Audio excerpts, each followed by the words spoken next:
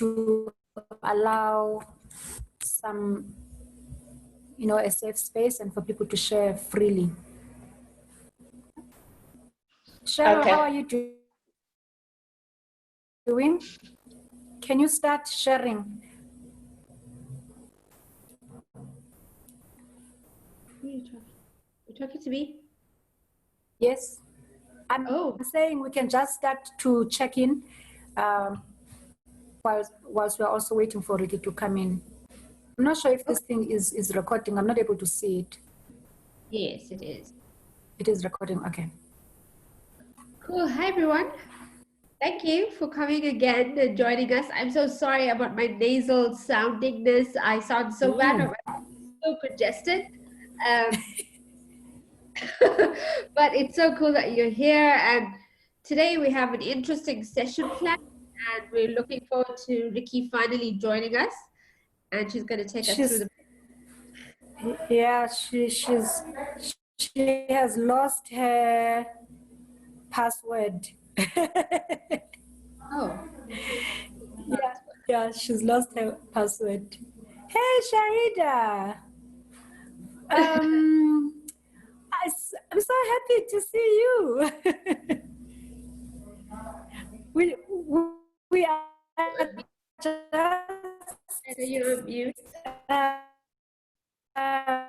trying to help our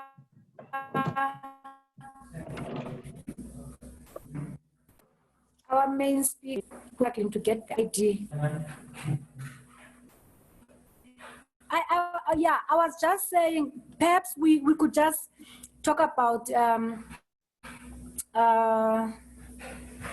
what the session is all about, and just welcome all of us in the session. Today, we actually had very few people who registered, and yet it is such an important conversation that we are having today.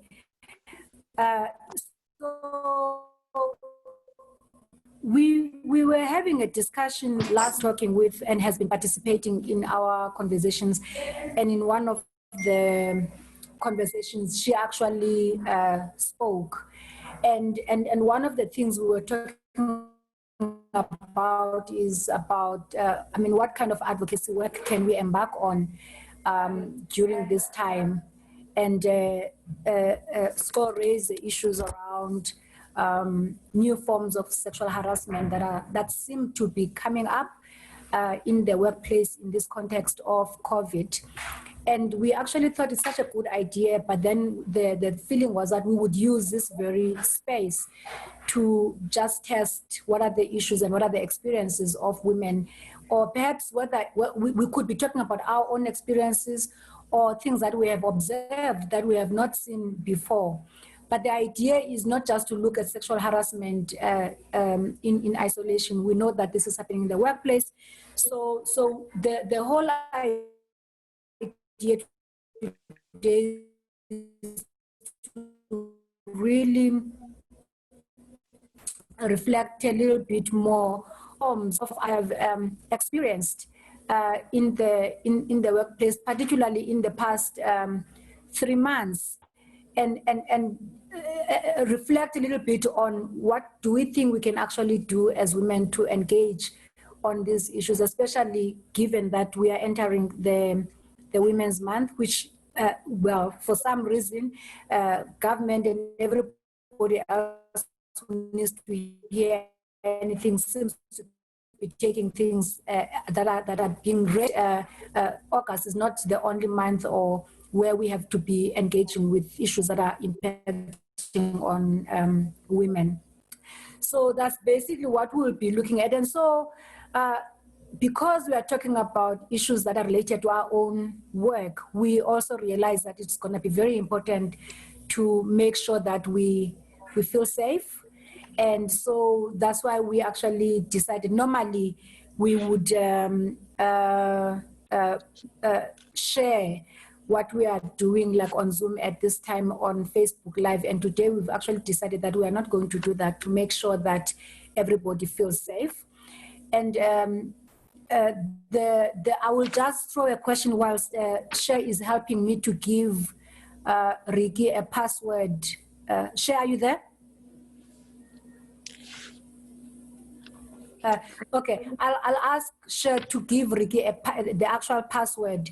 And while she is doing that, given the sensitivities around this conversation of today, I would just want to invite us to talk about, to share with the rest of us as to what is the one thing that we feel would make us be present.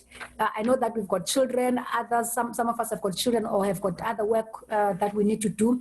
So what is the one thing that would make us feel present and also safe in this conversation today? So can we just unmute and share? You can just say your name and perhaps you can also just say where you are at and then answer my question of what would make you feel present and safe to contribute in this discussion today. Okay, I will call names if people are not volunteering. It would also be nice to show up your face so that we see who's speaking.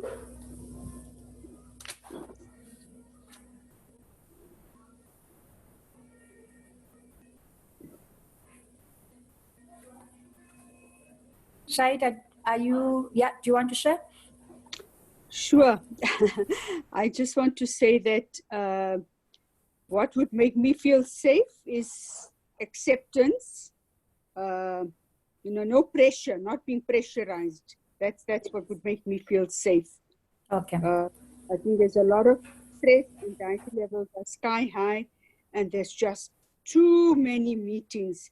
Sometimes I'm finding myself sitting with 3 devices attending simultaneously. Oh, shame. So yeah, no pressure. Thank you. Yes, yeah, that's actually quite important and helpful. Because I mean, you want to be in this, but of course, like there are other spaces that you have to engage in at the same time. Thank you. Somebody else who wants to share?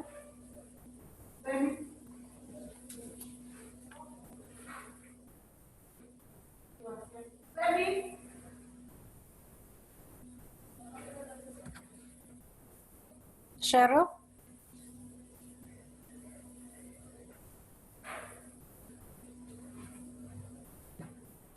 Oh, hi. I'm trying to help Ricky get herself here. So I'm sorry, I missed the question. Was it what makes me safe? What makes you feel safe? What would make you safe? Yeah, we are checking in, and also like what would make you feel safe to participate in this discussion? Oh, so I think I'm good. I think just as a check-in, I don't know if others are feeling this way, but I feel tired.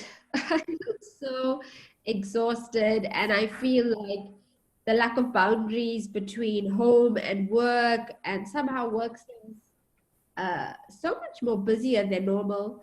I also feel like sitting in these meetings require you to pay so much more attention than you normally do. And I think all of that is quite draining. And so although I'm good, I do feel like I'm getting exhausted and probably need to book some leave and do some self-care and self-compassion. I think what will make me feel safe in this conversation is just to find a me too, to make me feel like I'm not alone. I'm not journeying in space alone, and that what I'm feeling is not just isolated to me, but that it's echoed amongst others. And I think also it's about, in terms of safety, just to say that there's a safe place to come and just like put it all on the table, and there's no judgment. Yes. There's just people who are willing to listen and maybe share their journey so that I can learn from it too.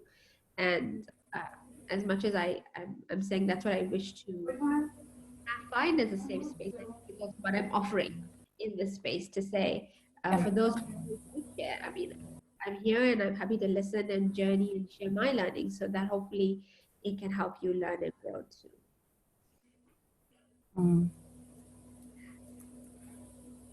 Ricky, yeah. Yes, is there anybody else who wants to share? Yes, from me, Sixolile here. Good afternoon, everyone. I'm in Cape Town because we asked where we are. I'm in Cape Town trying to move around in my room to sit down. Because, yeah, I was just feeding and bathing the kids so that they can be happy while I'm in this happy hour for myself. So, yeah, I've tried to move things so that I could be present in this session today. I think for me, what will make me comfortable to be part of this is knowing that it's not on Facebook, and also knowing that even when I share things that people can pin to where I work or where I am at, it doesn't become something that is then utilized. I need a space where I can just be me, myself, in all my intersectionalities without any judgment or any feeling like the information I'm divulging will be used somewhere else. So that's, yeah. But thank you so much for continuously hosting our space like this. Thanks. And I look forward to hearing and sharing as well. Yes, thank you, Score. In fact, this particular conversation and the advocacy work we've been talking about, I think I mentioned earlier that we are doing it together with World Health Company, which is Score's company. It's the Score I was mentioning, in case there are people who don't know. Yes, thank you, Score. Okay. We see I'm in Joburg, so what would make me feel safe is just being heard and being listened to. And yeah, what was the other question? Sorry, I missed it. It was really more to say where you are at. Okay, all right. Yeah. No, I think also for me, it's similar to Score in terms of not it being on Facebook, and if what I share could be listened to, heard, and knowing, just basically for me, it's just basically knowing that there is safety for me to share anything without any judgment. Thank you. Yes. Yeah. Yes. So just to put people at ease, thank you so much for that. The confidentiality about people's organizations will be maintained because we understand the sensitivities. And also, as I have mentioned, we are not sharing this on Facebook. Thank you so much for that, and welcome to Ricky as well. Ricky, do you want to come in?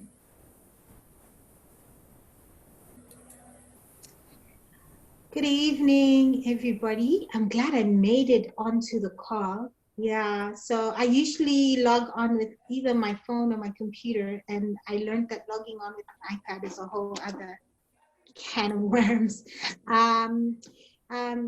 But I'm so glad that I managed to connect with all of us today for this important discussion that we're going to have today. I am at home in Johannesburg with my troop, who you may hear at one point or the other. We usually do during the session.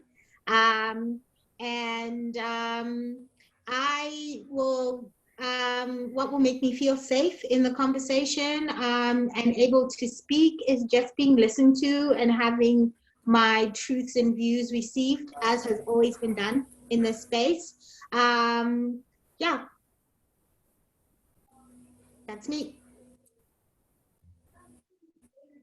Thank you, Ricky. Welcome, Nancy. I will not invite people after Nancy, and then I will just invite Nancy for now to share where she's at and what she thinks would make her feel comfortable and be present in this conversation. And then as soon as Nancy finishes, Ricky, you can come in and take us through. Nancy, do you want to share? Sorry that I'm late. No, Tembela, I thought I am late and I would just want to listen in on the conversation. Okay, thanks a lot, and welcome to this important conversation today. Thank you. Ricky, please come in. Do you want me to put up the screen? Yes, that would be great, Tembela. I don't know if you can see it already. Yes, we can see it. Okay. Go ahead, Ricky. So I'm going to be the person doing the presentation in today's session. And we have walked quite a journey in this ReImagine series, which started in April with the lockdown that was announced in South Africa. And I know that many people joined us along the way as lockdowns were announced in other African countries. And in these discussions, we have been able to support and hold each other in navigating the impacts of the lockdown as women in the workplace, and in beginning to think about how we can influence the decision-making in the workplace and navigate power within our workplace so that we can be authentic, so that we can be safe and feel heard in our workplaces. So it's been a long journey, and we thought this would be a good moment to stop and reflect on how far we have come, and also reflect on so many of the issues that we have heard. The big issue that we'd like to focus in on is the issue of abuses and the new forms of abuses that have come into being with this COVID-19 pandemic and their specific impact on women in the workplace. In our discussions over these last 3 months, we've heard a lot of things. I remember in early days, we heard from essential workers about their fears, about not being provided protective clothing and being expected to work, about not being heard on the need for childcare when they're expected to present for essential work, and the dangers of looking after the elderly and their children and doing essential work. We have heard as we've gone along the importance of maintaining boundaries within your work-life balance, and being able to speak up and talk about when is reasonable and not reasonable to have work demands placed on you as a woman who is faced with responsibilities of childcare, who's faced with responsibilities of household work, who's faced now also with the additional responsibilities of remote education or homeschooling. So we wanted to look at all of these abuses and look at the new manifestations of abuse that has emerged around this pandemic. We're going to go about things differently. We will run our normal polls, but we're going to be integrating them into the discussion. Just a reminder that we are asking everybody to continue to tell stories, and you can speak up in the discussion sessions, or you can use our chat box, and your comments will be shared. And all of this is building up to a discussion about what can be done. Because we don't want us only to recognize the problems, but to also talk about what can we do to position women to be making demands for better conditions within the COVID-19 context in the workplace. So that is the journey that we're going to be taking today. Tembella's going to run the polls, and she will facilitate the in-between discussions, while I will present some of the issues that are arising in this space. So the big issue that I suppose sets the frame for the discussion is that the COVID-19 pandemic has not only shown how vulnerable women are in the workplace, it has rendered women more vulnerable in the workplace. So in this pandemic, we have the reality that the majority of precarious workers are women. These are people in the informal sector, people in the part-time economy, and people in the gig economy. An example would be a domestic worker. And they are now suffering significant losses of income. They suffered even more during the lockdown. And they work as precarious because they're not full-time employed, and so they don't know that they will remain employed. And that renders the majority of those grouping who are women vulnerable. We've also seen that the majority of essential workers for a health pandemic are women, with global stats saying 70% of healthcare workers are women, and they are facing different kinds of vulnerabilities, as I said earlier, because it's demanded that they go out and work. And when they go out on work, different demands are put on them. We are also seeing that the economies are shrinking, and so what's happening in terms of the labor market is it is also shrinking. It's been estimated that 1 million jobs have been lost in South Africa in the last 3 months, and up to 66% of those jobs belong to women. In the US, the statistics are 55% of the jobs lost belong to women. On top of it, we live in a patriarchal society where it is social norms demand that women take up the responsibility of household work, of childcare work, and now remote education work in a lockdown context where schools have been closed. And we've also seen an increase in violence in the pandemic, with gender-based violence statistics going up 66% in the first month of the lockdown. And it's also been known that this is a pandemic not only of physical health, but it's a pandemic of, it's a mental health pandemic, because people are in unfamiliar contexts, people are isolated, people are also facing the economic consequences of the pandemic. And the place where all of this lands is on women, and on women who are workers. So the question is, what has this vulnerability resulted in? And this vulnerability makes women more susceptible to abuses. And some of the abuses that we have been able to see taking place in the workplace is essential workers are, for example, asked to work long hours. They're denied leave.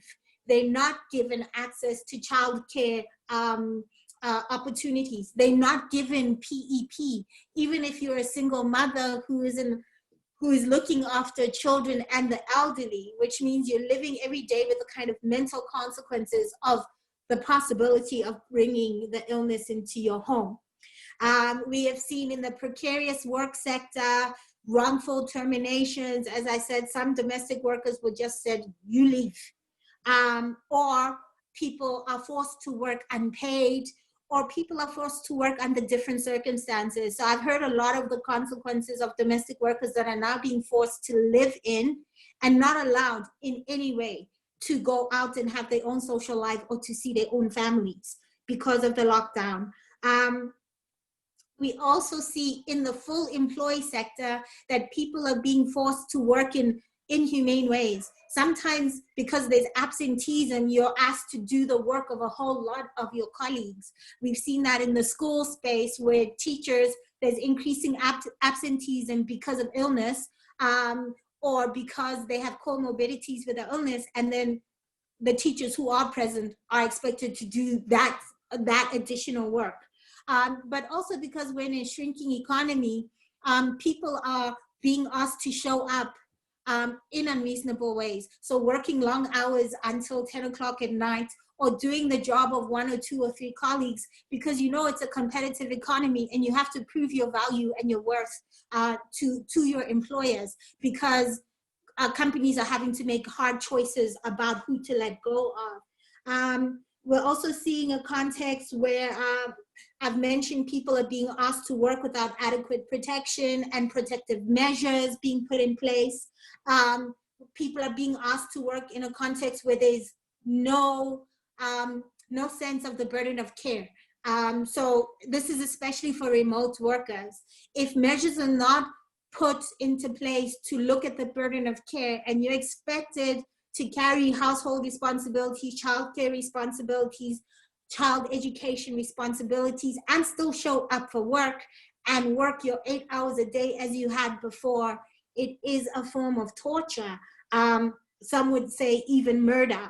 Another form of vulnerability and abuse is expectation that remote workers will work without the provision of the adequate resources to do remote work, or without consideration of what your life circumstances create in terms of the ability to do remote work. So for example, if you live in an area where increasingly we've seen this winter, there are consistent electricity outages, yet you're expected to show up and show up for work over specific hours and deliver in specific ways. Another example is if you live in an area that doesn't have adequate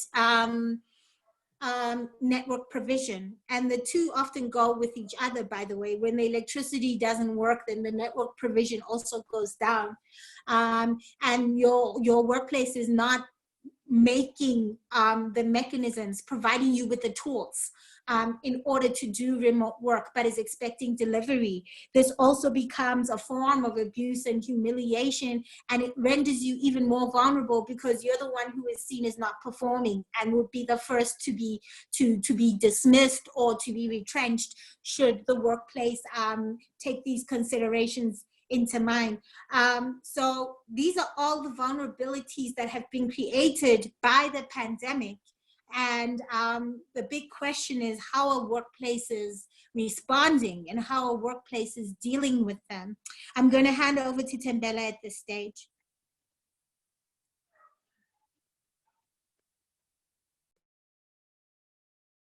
Yes, thank you, Ricky. Just before, I will ask Shed to be the one who actually tells us about the results of the poll. But before we do that, I would invite those who still want to respond to the poll to do so. And I think we'll just give you 1 minute. And as we do so, perhaps you could just ask if there are people who want to raise some thoughts from what Ricky had shared with us. We will still invite Ricky to come back to us, just to give people in the meanwhile a chance to answer the poll. I don't know whether there are any people who feel like, hey, I missed out. We only have 2 questions there.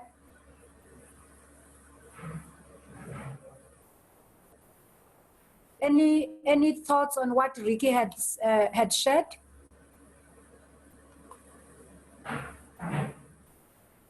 Hi, Scott.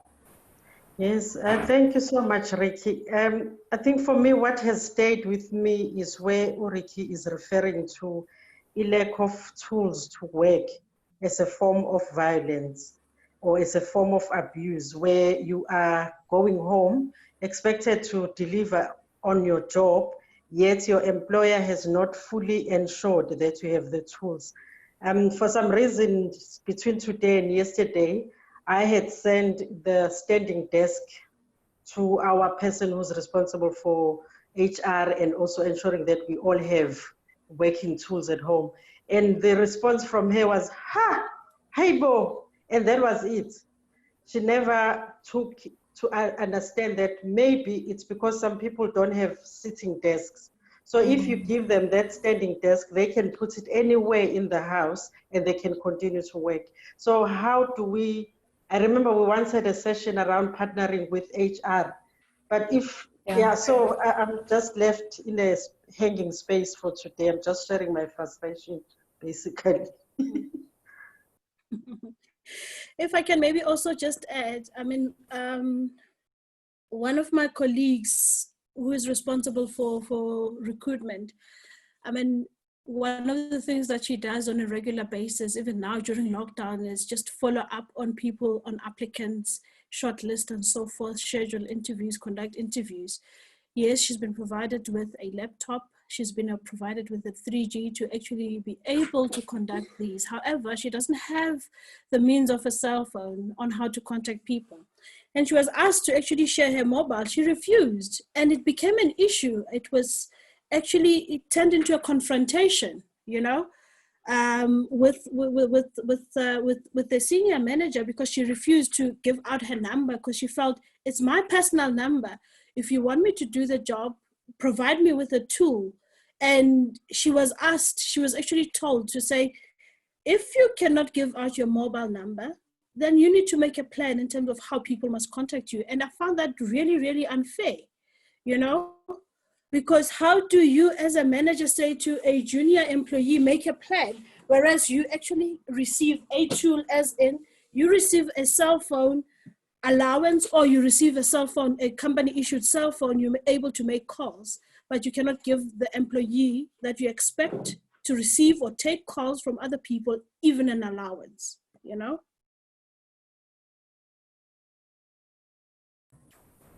My goodness, that's actually that's really sad, because then, like in both cases, you end up like punishing the staff for not performing or for not doing what is expected of them, when in actual fact the company has not provided means to make sure that one is able to carry out their work. I agree with you. It's really Yes. it's really unfair. Sorry, really unfair, because at the end of the day, the employee will be judged on them not actually doing the work that was expected, yet they were not given the full tools to actually perform.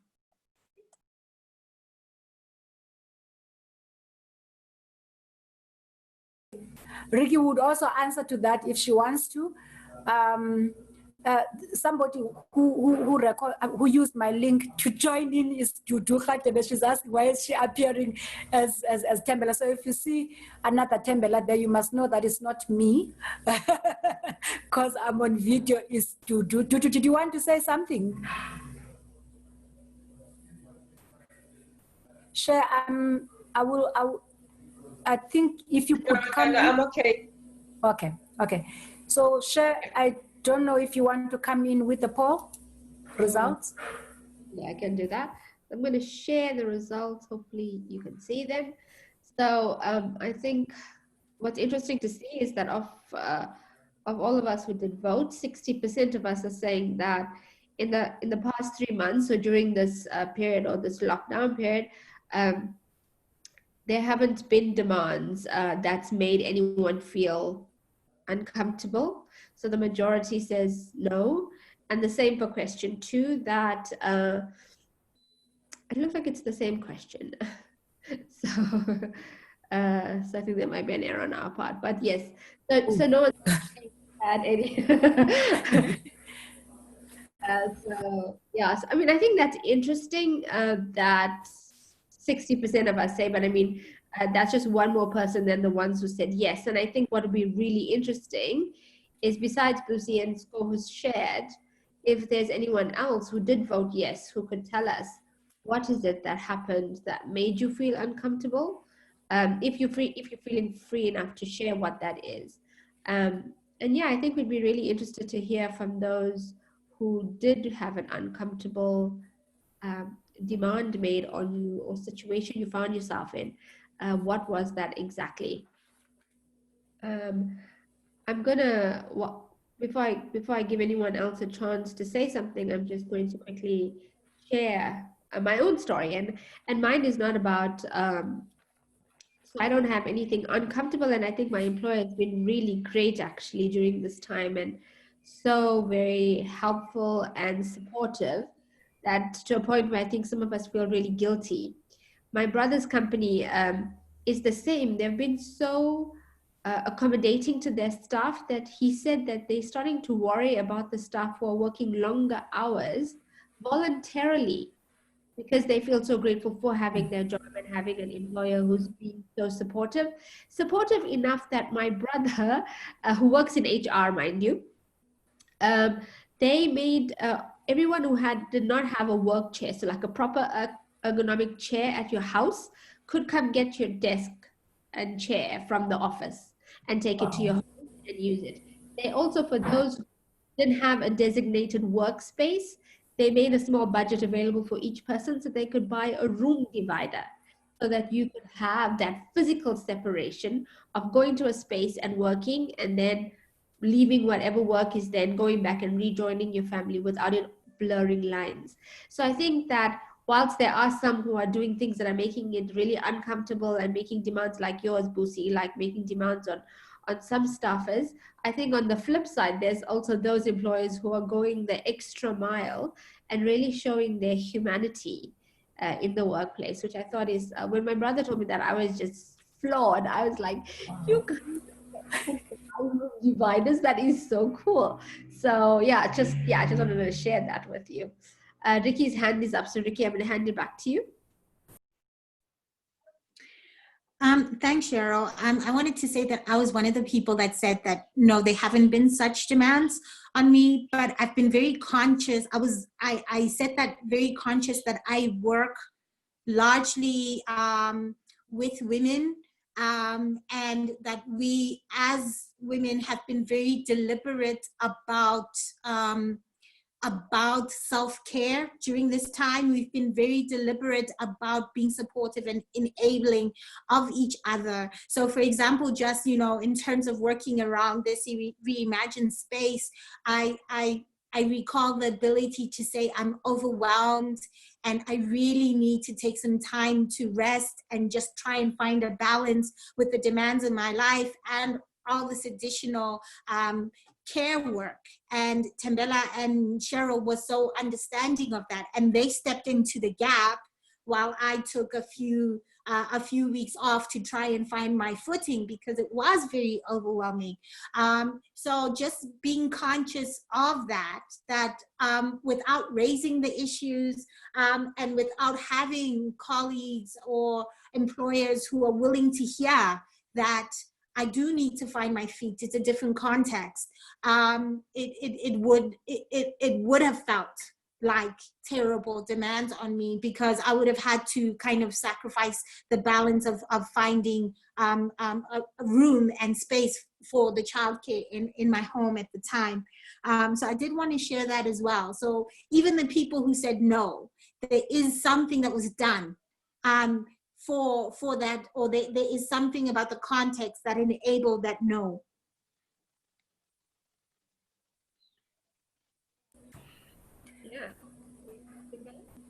Yeah, thank you, Ricky. Thank you. Wow, sometimes I sit in these meetings, and when you hear us speak about our own experiences, it sometimes you just feel like, sometimes there are things that we do and we don't think much, and sometimes we don't think much about the impact of those actions. And I think even for those organizations where employers are not mindful, it's also that whole thing around the blind spots, that sometimes employers are not able to see their own blind spots. And I think later on, when we talk about what can we do, for instance, around these new forms that we will talk about as soon as I finish here, that it might actually be very good to think about how do we nudge employers and managers when they are not able to be empathetic and put themselves in our own shoes. So I'm just, just tagging that as something that would want to go back to towards the end of the session. I'm not sure whether I'm leaving somebody out by inviting Ricky again to take us to the next step. Thank you so much for those who have shared their experiences. And it's actually, remembering again that there are also positive stories that are coming up. It's actually important to be thinking about how do we leverage on those. Do we want to go perhaps to those companies where we know that there are good things that are happening and try and learn from them what inspires them and what exactly are they doing that we can actually put into our advocacy work? Am I leaving somebody out? If not, I will invite Ricky to take us through the next part of her presentation. Thanks, Tembela. Will you put the PowerPoint back up again? And here we're talking now about the different types of, we've used the word abuse. And the original thinking is that because we're not in the workplace and we're not in face-to-face interactions, a lot of what we classically saw as the kind of abuse that women faced in the workplace is not taking place. But what has been found is that it has simply shifted in form to the online or to the virtual space. So kind of the old uglies are still showing themselves in the virtual space. We're still having people we're having women who are feeling bullied in the interactions with colleagues and with bosses, whether it is on a meeting, an online meeting, or even on a one-on-one call. And I remember some of the ladies in our earlier sessions saying that I was feeling relieved that I'm leaving the office and I'm leaving bullying, and then I'm finding it's still coming through to me through Zoom. We also find that historical forms of harassment are simply transferring to the virtual space. Historical forms of microaggressions and discrimination transferring again to the virtual space. So in this instance, it is the comments that are made in the meetings, the comments that the microaggressions that you are facing at the tea station, you're now facing them in the meetings, in the in-between discussions. I had a friend who told me she was in a meeting a few days ago, and then and it was being facilitated by yet another friend, and the leader of this organization starts exclaiming about how well accomplished this facilitator is. I mean, that's the type of micro, and it was in that in-between space when they were waiting for everybody to come onto the call. But that's the kind of microaggressions that you are facing in face-to-face interactions. Someone who has hired you to facilitate a session is now surprised that you're qualified to facilitate that session because you're a Black woman.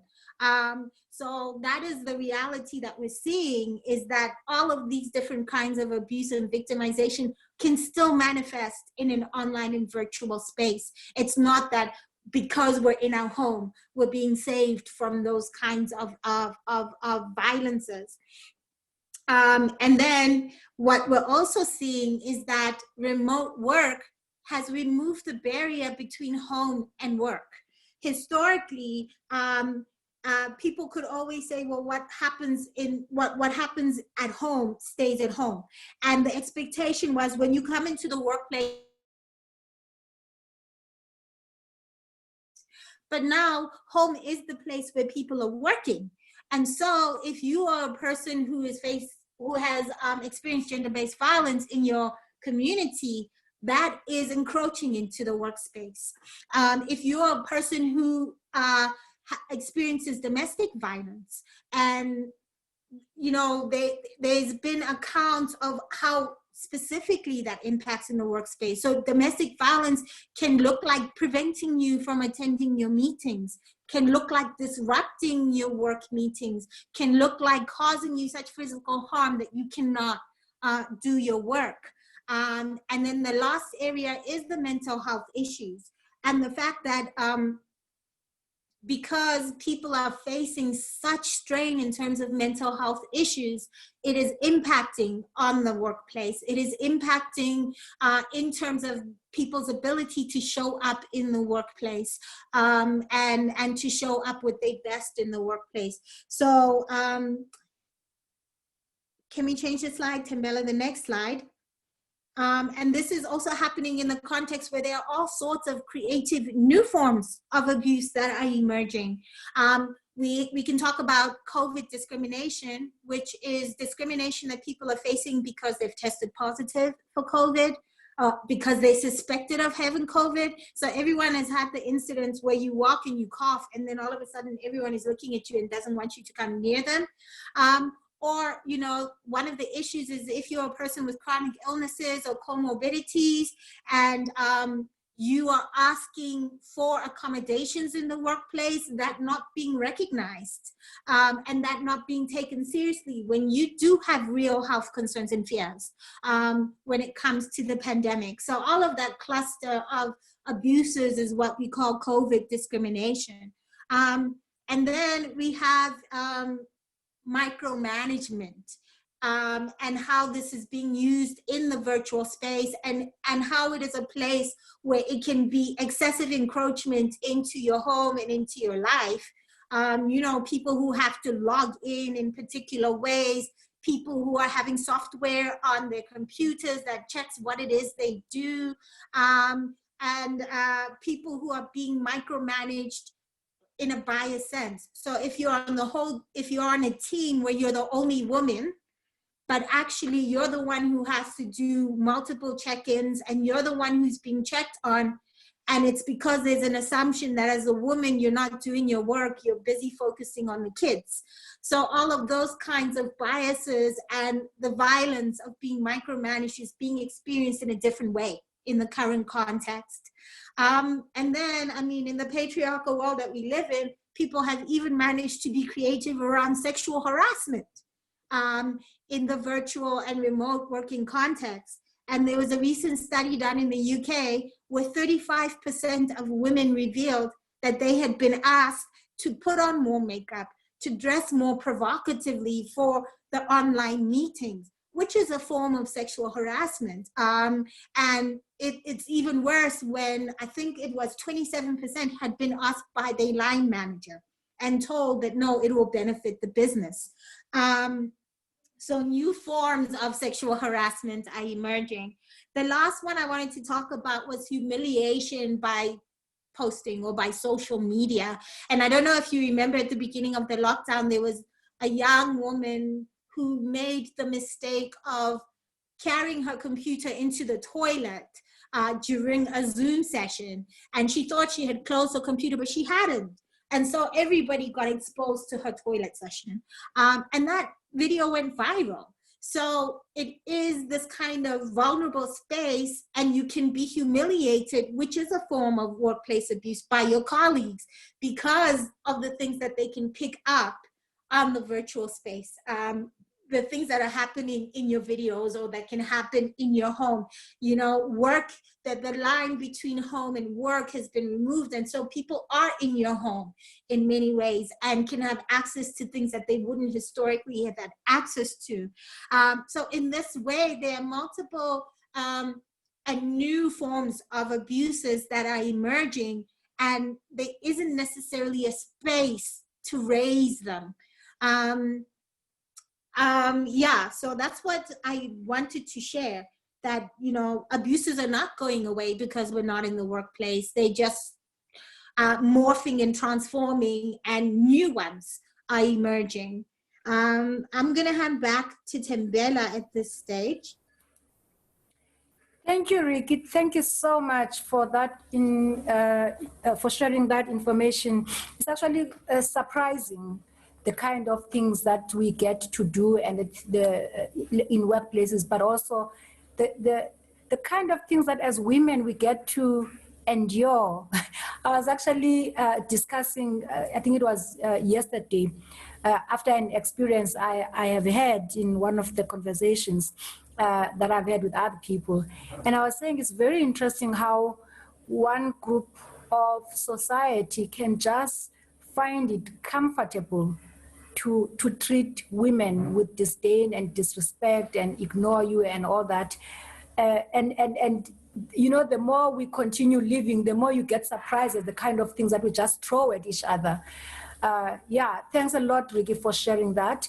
Just to mention that the second poll, which is the last, is up if you feel like you still want to share your thoughts.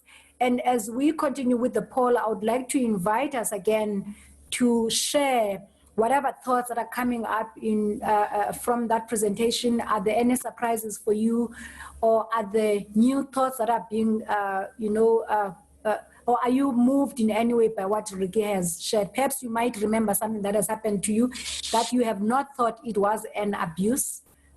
So please unmute and share your own thoughts.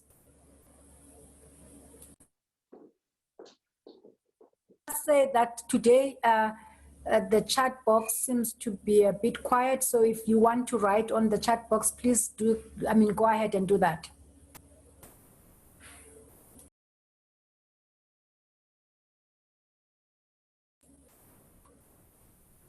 I'm not seeing any hands up. Just see. Any thoughts that are coming up for you as you listen to this brief presentation? Old habits and old things that are coming up, and new ways of abuse that are coming up in the workplace. Anything that resonates with you.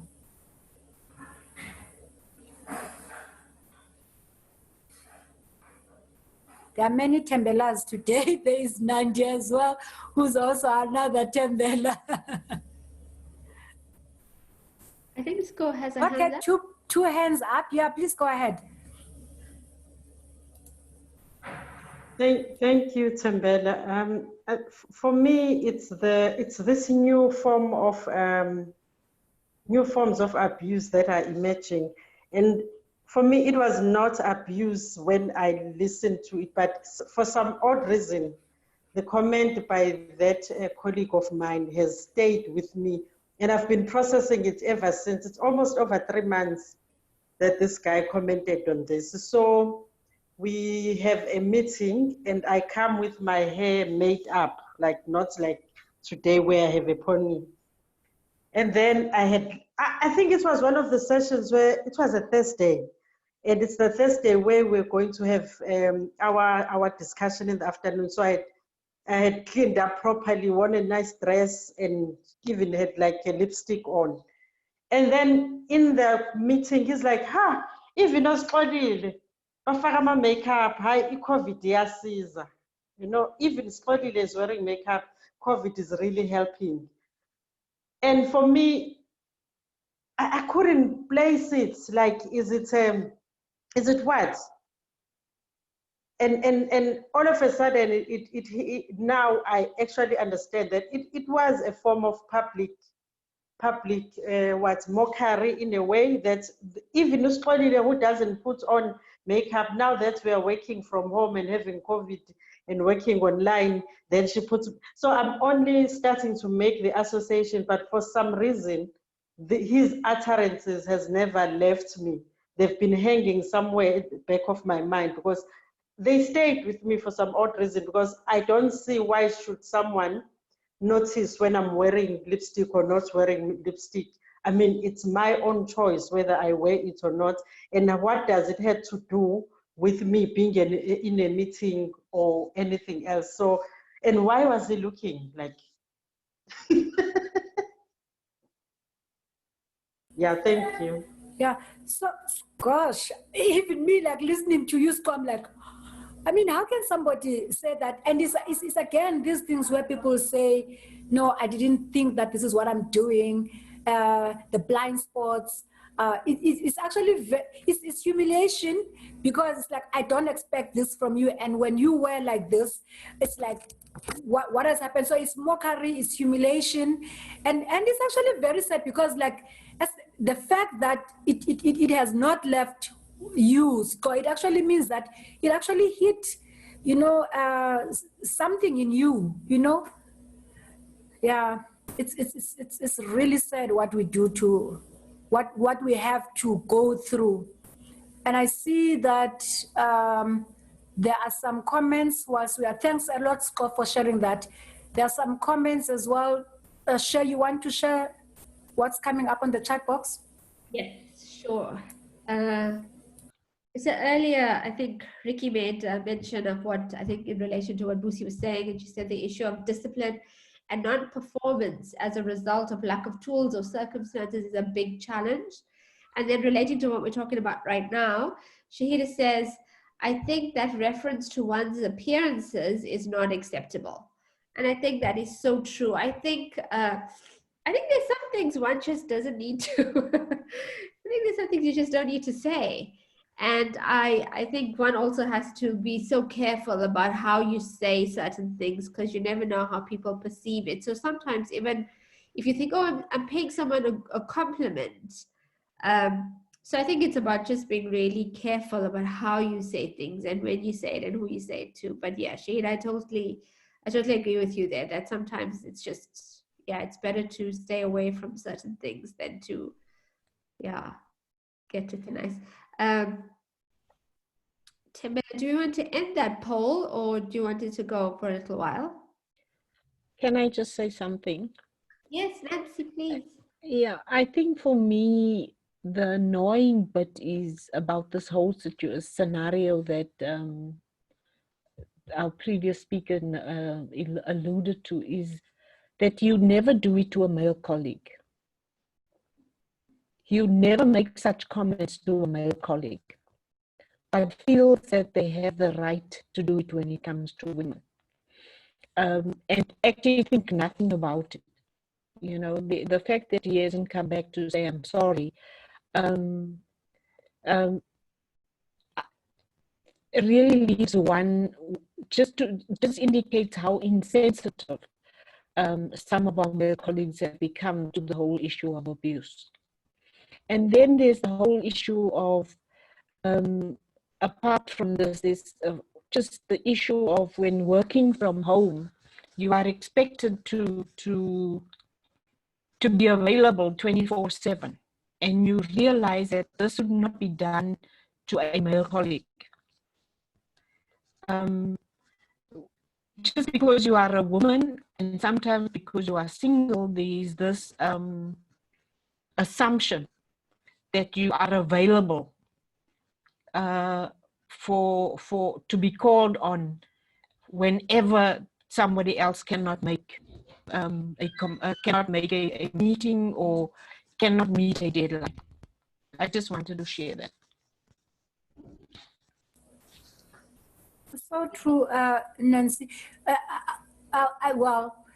I'm glad that you are raising also the issue about single women, because at the end of the day, we always make these assumptions that our experiences are common, when in actual fact, like as women, we are not homogeneous, and yeah, I think that's actually very important. And I think, like, going back to what Score was saying earlier, and which Nancy is actually picking up on. So when a male colleague, for instance, says such comments to another colleague in the workplace, I think the question in my mind is, what is being done by the employer or whoever is responsible for that kind of work, like to make sure that our workplaces remain safe, that nobody is humiliated or is brought down or is discriminated against at work. So who says what? So it would be very interesting that somebody would say those kind of comments and there's no action that is taken, and because then it raises questions as to what extent are our employers taking seriously issues that are impacting on women. Yeah. So Riga, I see your hand is up. Thanks, Nancy, for raising that. Yes, Tembela, I wanted to pick up exactly on the point that you're making. So I'm listening to Scott tell her story and I'm cringing, right? But at the same time, I'm thinking, but that happened in a Zoom room or a Google Teams where there were a whole lot of people. And what was happening in terms of speaking up? What was happening in terms of saying that's not appropriate? But it also made me think about the silver lining. I mean, the silver lining being that now a lot of these interactions are recorded, right? So besides the witnessing, there's the recording that's happening in these online and virtual spaces, which I suppose does two things. There's the visibility of these interactions, because in the face-to-face space, that kind of interaction could have happened in a corner where nobody else would have witnessed it. But in the virtual space, it happens in a room where others can see it. And now there's also a recording so that even if no one wants to stand up and come forward and say, yes, I witnessed that, but there is a recording of the session. So I suspect, I mean, it's not a bright silver lining, but it is a little bit of a silver lining that says this space is making abusive interactions more visible, and actually also providing some of the proof that we have for many years not been able to provide when we face such cases of abuse. Thank you, Ricky. That's actually quite yes, it might not be a nice silver lining, but actually it's very, I think it's important that we should actually take advantage of that and leverage on the benefits that this remote working might actually be bringing to us. Dudu is up. Yeah, Dudu's hand is up. Thanks, Tembela. Hello, everybody. Hi. So, yeah, I just wanted to talk about this last issue and then maybe another area that I wanted to touch on. And it's, I mean, I think, you know, in terms of what Skolile is saying, I feel like it's, you know, sometimes as a woman, you also, when that gets said to you, you hesitate a bit because probably you feel like if you say something, you'll be considered to be super sensitive, overreacting, and so on and so forth. And so, you know, the question is about how do you actually respond when someone says that to you as a person? Do you actually respond to that person and say what? And it takes time, as it seems happened to Skolile, that she had to take time to process it, and maybe still processing it because it's sitting with her. But it's this thing as well that, you know, if I say something, is it going to be considered to be, you know, me being oversensitive and overreacting? And this guy, if it's a guy, I think it's a guy, and he's going to say, you know, I was just joking, you know, they do that. And so that kind of toxic exchange that happens in the workplace. But I just wanted to also talk about, you know, I'm newly in a position where I'm leading a team, right? And it's, you know, I feel challenged by this conversation around abuse, because first of all, when we were in lockdown and we were moved into level 4, I felt the pressure from the funders of the organization, you know, in terms of questions that were being asked about work, about deliverables, and so on. And I ended up having to call the team back to work. And so I feel challenged about, you know, did I contribute to the abuse, and to what extent? I mean, I think I did as much as I possibly could to try and put in systems that could enable the team to work comfortably, that we could have shifts and have PPE and so on and so forth. But there was also a sense that some people actually didn't want to come back for whatever reason. And because of the pressure that was being felt by myself, I had to insist that we need to do work. And so I'm wondering now as we talk, and I feel challenged, and I want to just put it on the table, that I'm doing my own self-reflection about my own contribution into the subject matter that we're talking about. Thanks.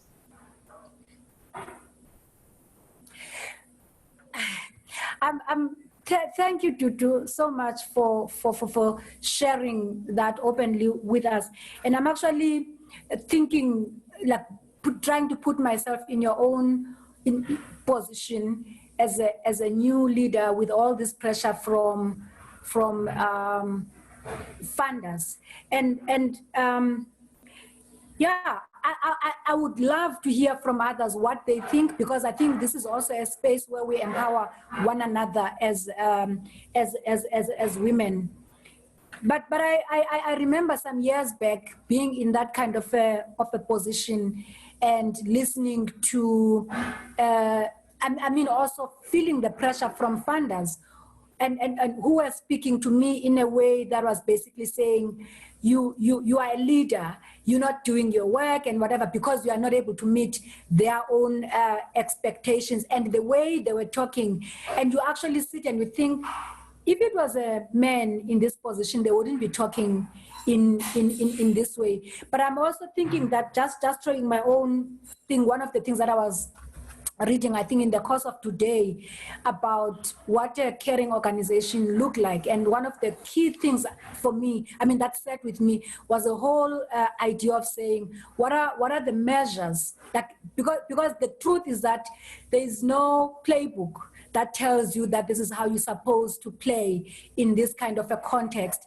You are new in an organization. There's nothing sometimes that will tell you that this is how you are supposed to engage in a way that will make sure that you affirm your own position, but also not risking, like the organization, because funders can be so powerful. And I think one of the things, going back to that, to what I was reading, was a whole thing around listening. So this article was basically saying caring organizations are those that create measures to listen to the organization, to the staff. And of course, as you listen together, so it's not just a matter of saying you are coming back because the funder is asking you to come back, but also trying to make sure that the staff feel like they've been listened to, so that at the end of the day, you come up with solutions, collective solutions, where staff can also say, hey, perhaps if we don't come back, this is what is going to happen. So I'm just throwing it out there to do as one of the thoughts. So what are the systems to make sure that staff can actually feel that they're being listened to? And score on that point is saying powerful to do. Your sharing is you're sharing about, or is very self-introspecting. Well done. And I think that's the idea about this space. I don't know. I think Ricky has got her hand up. Before Ricky comes in, I just want to, again, the first point that you raised, of feeling that we are oversensitive. One of the things that I'm actually learning is that whole thing of listening to my body and basically asking myself, what is my body? Why am I feeling this way? So if I'm feeling that something is not sitting right with me, the question is for me to say, what is this telling me? I remember, again, I have felt like that not very long ago, being in a meeting where I felt the way that things or the conversation is going is actually making me feel so uncomfortable. But again, because of the position I was in, and I was actually thinking that perhaps I shouldn't say something because perhaps I will be read as if I'm being oversensitive. But at the end of the day, the question is, what are the best ways of actually raising, of speaking up as women that would make sure that we do not allow, like when my body speaks, or when something happens in me because of a conversation that is taking place or something that has happened at work, by keeping quiet, am I not also reinforcing the very same behavior that we're saying are not good or are contributing to our own abuse? Yeah, I think somebody's hand was up. Ricky? Yeah, it was me. Thanks, Tembela. I was going to come in on the importance of listening, but I want to add to that. I don't want to repeat what you've said. I do think that it's about culture. And if you talk about organizational culture, you're also talking about leadership, because it's one thing to say you're putting in like the process and the mechanism for listening, but it's also, is it a culture of people to listen? And that enables people to speak up and to come honestly with the issues and the difficulties that they're facing. And I suppose that breakdown of the barrier between the home and the workplace, because the feminist, the feminist principle goes, the personal is the political, right? So that principle says to us that actually these fine lines or these barriers that we're trying to create are artificial, they're not real. And so if you're creating a workplace culture where someone is safe enough to listen to their body and speak up, where someone is safe enough to render themselves vulnerable and tell the truth, that is the place where you are likely to find solutions that are humane to all of your team. And also kind of where we shift away from the idea that it can only be one solution. So I want to give an example. I have a friend of mine who runs an organization, a social research organization, and she told me that when the lockdown happened, she had a member of staff who's a single mother, who has a toddler, who has a sibling who suffers from who has intellectual disabilities, and who has an elderly parent who is chronically ill. And so when the lockdown started, she was then in the home alone, caring for these three parties. And she was able to, my friend who's the employer was able to ask her, how are you going to manage? And just asking that created the space for her employee to come honestly and say, no, I can't manage. I need the income. I'm the only income earner in this family. So it's not like I can just say I'm quitting. I can't do my job. But we needed to survive. But the truth of it is that it is so difficult to look after my sibling who has autism and a toddler and that I'm running ragged all the time. So she was able to come with the truth of the situation, which enabled the company to grapple with it and to come to a decision that, okay, we're going to put you on long-term paid leave, because as long as you're in the lockdown situation where you can't have care support in your home, you're not going to be able to perform the way you need to perform. And we don't want, we don't want to add to the pressures in your home.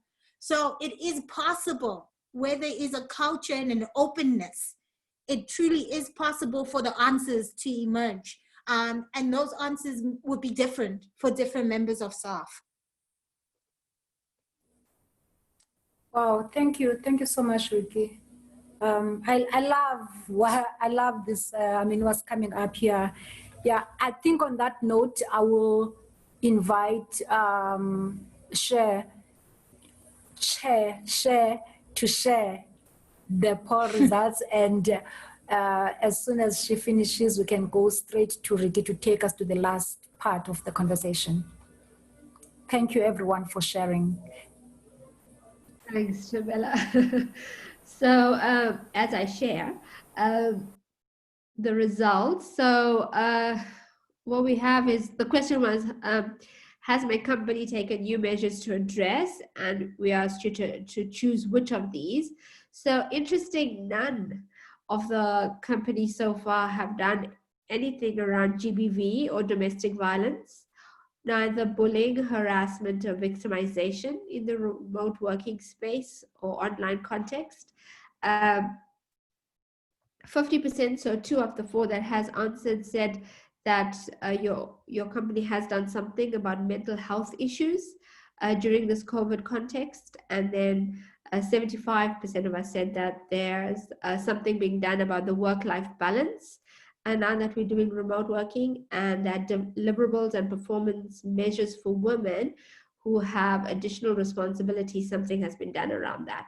I'd be really interested to hear at some point, and we probably don't have the time right now, but if you can maybe share in the chat, if you can just give us an example or tell us what it is that your companies have done. It'll be very interesting for us to hear what are the measures taken and how workplaces are stepping up for those that are. So those will be good examples for us to collect at some point. So thank you for sharing on the poll.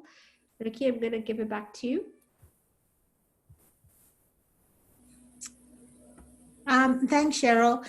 So before we move on to the next slides, which talk about what the different companies can do, it is very interesting, the issue that Dudu raised, because finding the answers as to what can be done starts from being conscious and aware that there is a particular genderized impact, and seeking those kinds of answers out, and being in communication with the women in your organization, creating the spaces for them to really help to find the solutions that you're looking for. So I'm just going to present that some of the solutions that have been put forward.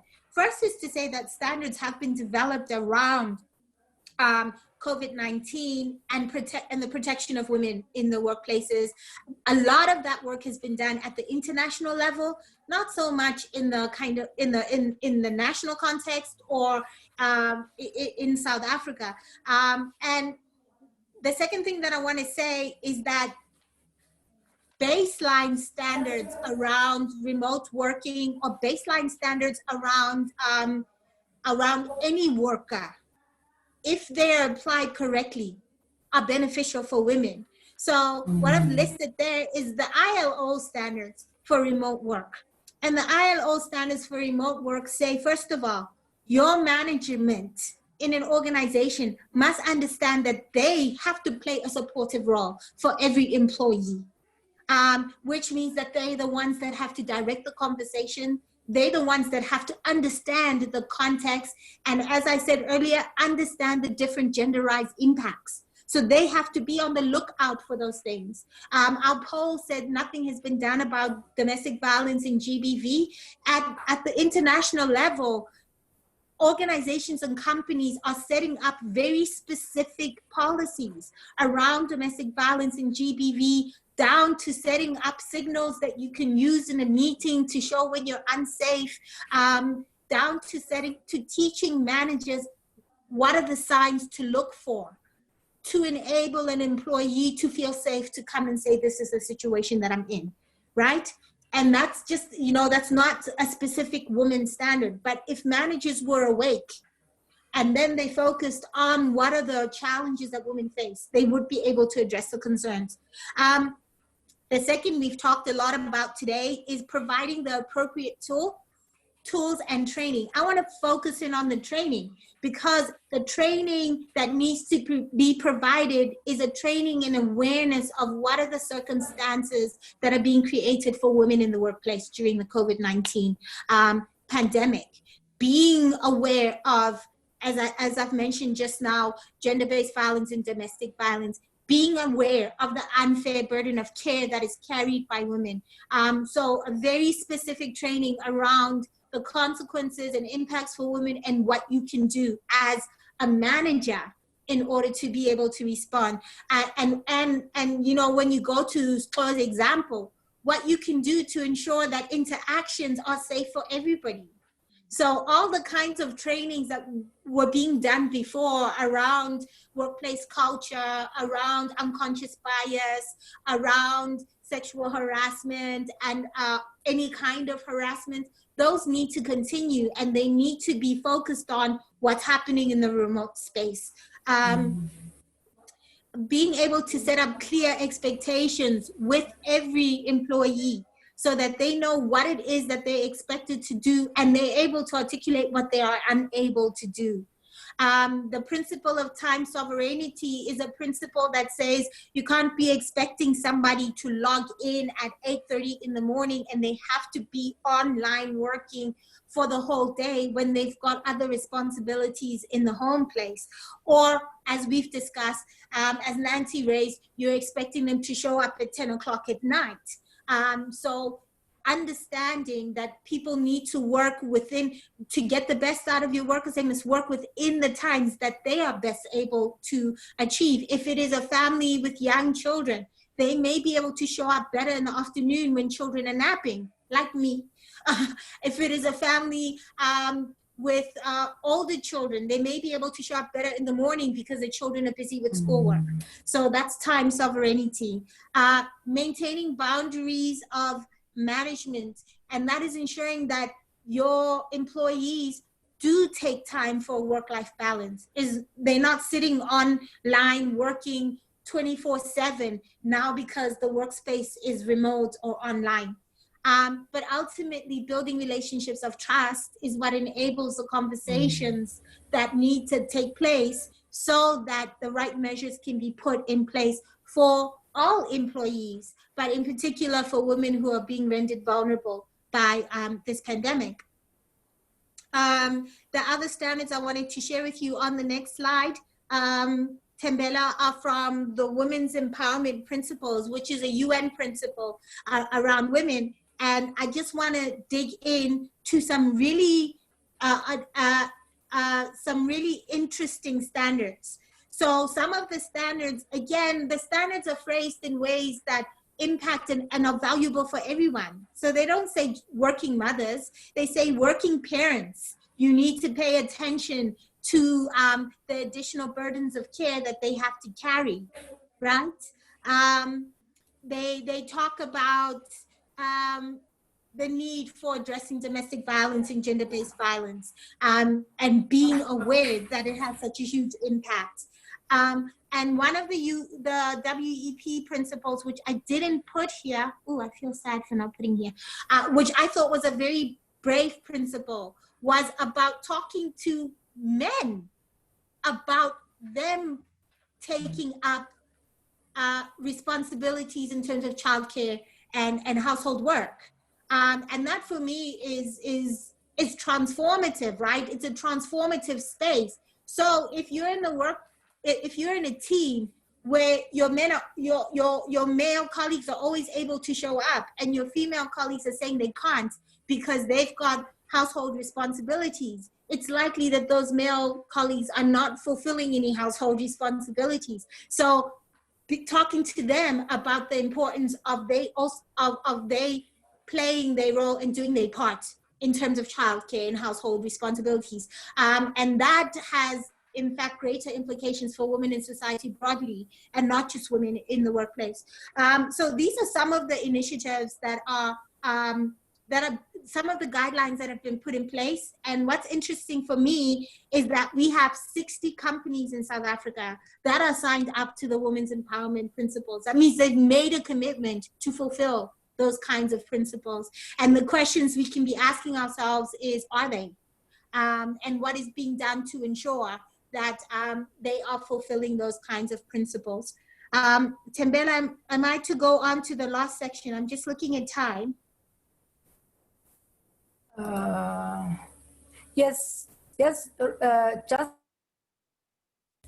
go ahead, Ricky. Okay, so the last section is a section that asks the question, so what is to be done? What can be done? And what we do know is that it is difficult to raise advocacy challenges at this time because everybody is focused on a pandemic response and surviving the pandemic. Resources are going to health reforms, you know, all the survival stuff. So it's not an easy context in which to raise these issues. But on the other side of that coin is the reality that if we're disinvesting from women, if women are falling out of the workplace, because that is what is known historically, is that post-pandemics, less women return to the workplace. We're also losing an investment in our future because we know, especially in the African context, that it is women who invest more in children and in the development of households.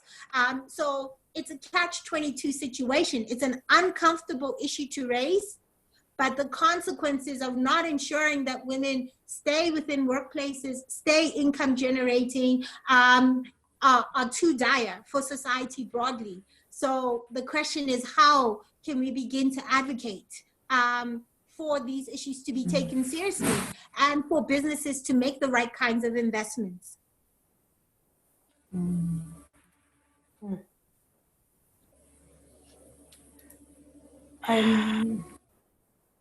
Is this, I'm not sure. Thank you, Ricky. Thank you so much. I think one of the questions as I'm listening, I don't know, Scott, you wanted to speak? Because I can't see the participants. No, my apologies. I don't know how I'm not muted. Okay. I think one of the curious questions in my mind is whether, I mean, it's very nice to know that there are solutions already that are being suggested out there. And it's also interesting to hear that so many companies, of course, it's a drop in the ocean, in South Africa have actually signed up to some of these. And it would be really interesting to see whether they are actually implementing this. But I think for me, the other question in my mind is whether, and it'd be nice to hear from where you are sitting and the company that you are working at, is there capacity for us to even be thinking about how do we bring these issues, how do we work with these issues? And if there is no capacity, how do we go about advocating, you know, for these issues to be taken on board? It would be, I know that we are left with few, goodness me, 3 minutes. Do we think our companies or our organizations have got the capacity? If not, what can be done to bring, to, you know, like to make sure that there is capacity to engage with these issues? Yeah, and then also on the advocacy side, which is not the same as training. What kind of actions, for instance, do we think we can do to advocate for a more enabling environment in the workplaces where women do not have to suffer these kinds of abuses? Anybody who wants to say something? Is there anything on the chat? Yeah, so there's a lot of the chat, and I think it was in response to my last question I raised after the poll about what was being done at workplaces. And thank you for sharing. I think we can read those for all of us who are there. We can read it, and as Womanika will take these away, which is quite nice to see that there's flexible working hours, that people have options, and also the space for people to deal with their mental health issues. So that's really interesting. But then on the flip side as well, Busi says that trusting employees is one of the biggest challenges. So if you're not online, then one makes the assumption that you're not working. And I think it goes back to what Ricky was saying around culture and values and micromanagement, and how some employers how some employers work. And I think there is a big body. I mean, when Tabella says what can be done, I think that's one of the biggest things that probably need to be done, is about capacitating leaders in the workplace to hire the right person, to trust that they'll get their work done without you having to be checking over their shoulders that they're actually doing what you hired them to do. I'm not sure if Tabella and Ricky have any last things to say in closing up the session. I have an announcement to make, but I think I'll make that on the back end of either of them wanting to close off the session. I think on my side is just to, I mean, I don't have to waste our time. It's been a very interesting discussion.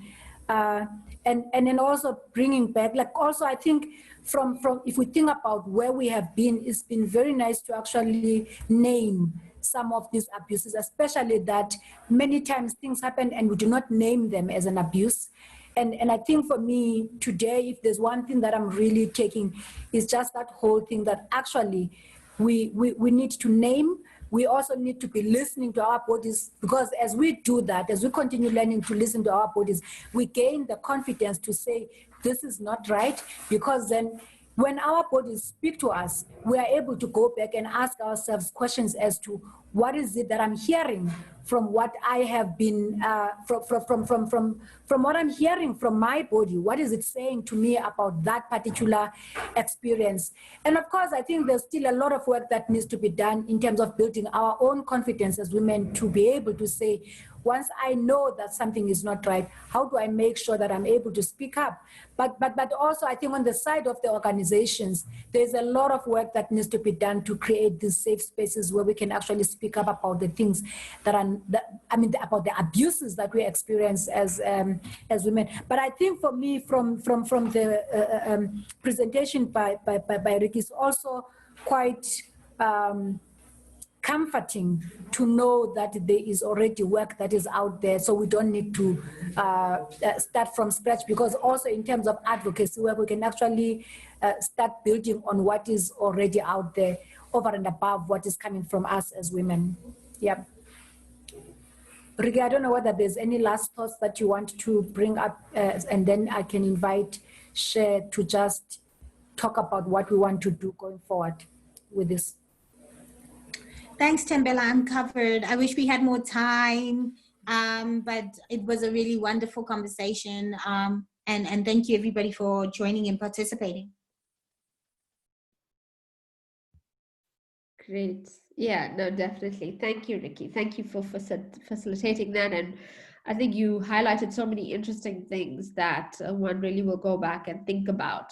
What I'm really interested in from what you said is which are the 60 companies that have signed up. And I think as part of Womanika, one of our biggest things to do is to find those women within those organizations and find out how are they living out to what they signed up to. So with that, thank you so much for joining. We always appreciate you making this time to log in and spend time with us, share your ideas with us, and learn together with us. What we wanted to let you know is in 2 days' time, in 3 days time. It's August, and it's a Women's Month, and we always have something happening at Women Eco. So if you've been with us for a while, we'll either have a face-to-face event or a campaign running. This year it's a campaign that we're going to run. We haven't yet named it, so we will drop you more details about the campaign. But what I'll quickly unpack about it is that what we're trying to find out is how workplaces responding during this time and what has worked. So what we're really trying to do is amplify what has worked in workplaces. So you as a woman in the workplace, what has been your experience? What has worked well for you?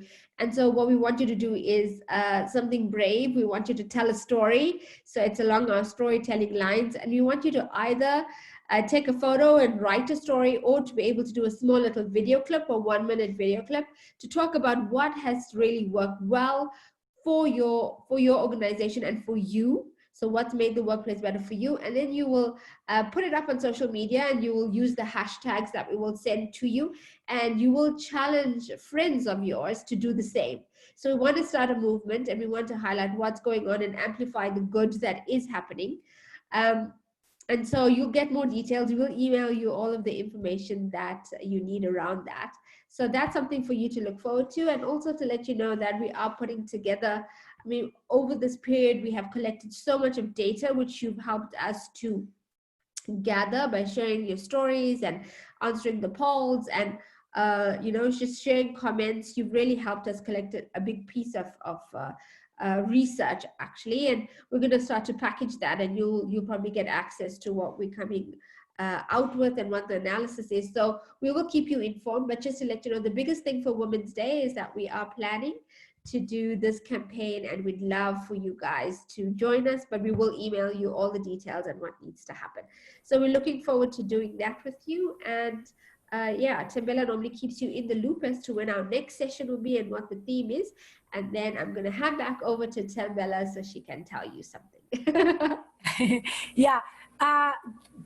Just to reiterate what we started with, together with World Health Company, which is Scott's company, we will be embarking on this advocacy work. So I did mention at the beginning that we are also using today's session to help us think about what kind of advocacy work we need to embark on around these issues, whether it is around sexual harassment and other abuses that we are experiencing during this in this context of COVID. So we'll be sharing that with you soon.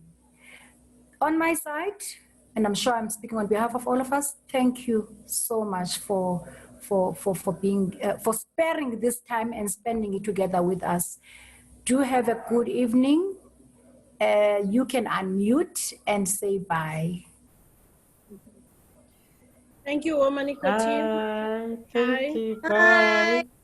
Thank you, everybody. Thank you, Ricky. Very informative. Bye. Yes, Bye, thank everybody. you. Bye. How about two? What? That's not. Weren't we together at UNP or something? No. Oh, so how No, come I know you? You actually must know what to do and score. You should Yes, know. I know her. That's why I'm trying to place. Where do I know her from?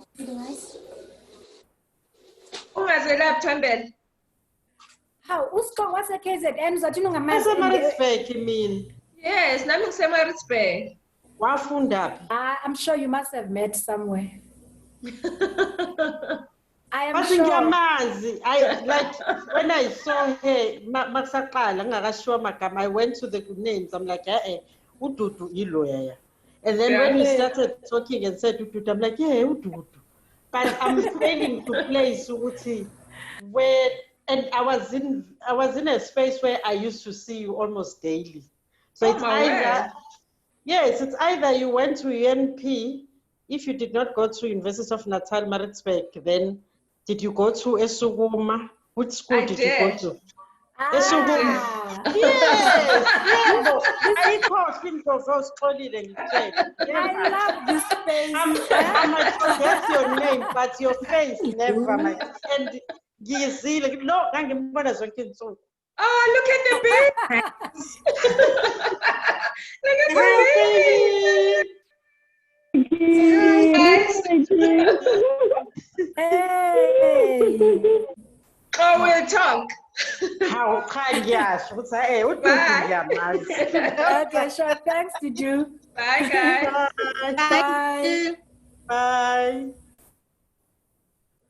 Cool. Oh, hello, gorgeous. Why have I not seen this cutie before? Huh. How? This is my smallest, Ghana. Can you Oh, see? the one who normally see her. Hello. Oh, her hair is not plaited, so Oh, her hair is let me wild. stop recording.